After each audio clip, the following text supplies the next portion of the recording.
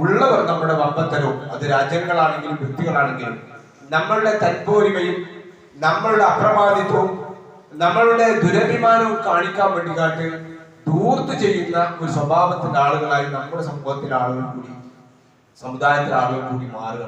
ഇത് വളരെ സങ്കടകരമായ ഒരു സംഗതിയാണ് നമ്മൾ പറയാതിരിക്കാൻ പറ്റുക. നിങ്ങൾ ആലോചിച്ച് നോക്കി, ഇപ്പൊ ഈ അടുത്ത ദിവസം ഒരു സഹോദരന്റെ കല്യാണത്തിന് 100-ലധികം വിഭവങ്ങൾ ഉണ്ടാക്കിക്കൊണ്ടുള്ള ഒരു കല്യാണമായിരുന്നു ഉണ്ടായിരുന്നത്. നിങ്ങൾ ആ വീഡിയോ കണ്ടോ എനിക്കറിയില്ല. 100-ലധികം വിഭവങ്ങൾ ഉണ്ടാക്കിയ ഒരു കല്യാണം. ഇതെന്താ അതിന്റെയൊക്കെ മെസ്സേജ് നമ്മൾ നൽകുന്നത്? സമ്പത്തുണ്ട് വെച്ച് നമ്മൾ അങ്ങനെ ചെയ്യേണ്ടതുണ്ട് സഹോദരന്മാരെ. നിങ്ങൾ ആലോചിക്കണ്ടേ?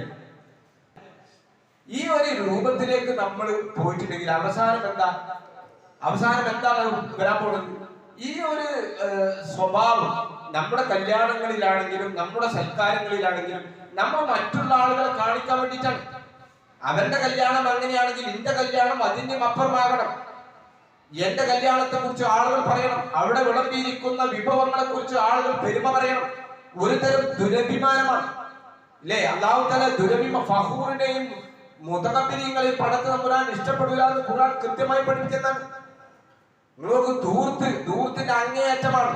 വിശുദ്ധ ഖുർആൻ വളരെ കൃത്യമായി നമുക്ക് പഠിപ്പിച്ചത് വെള്ളം കൊടുത്തുകൂടെ എന്ന് പറയും നമ്മൾ. അവിടെയൊക്കെ വിശ്വാസികളെ സംബന്ധിച്ചിടത്തോളം ഒരു ലിമിറ്റേഷൻ എത്തുന്നുണ്ട്.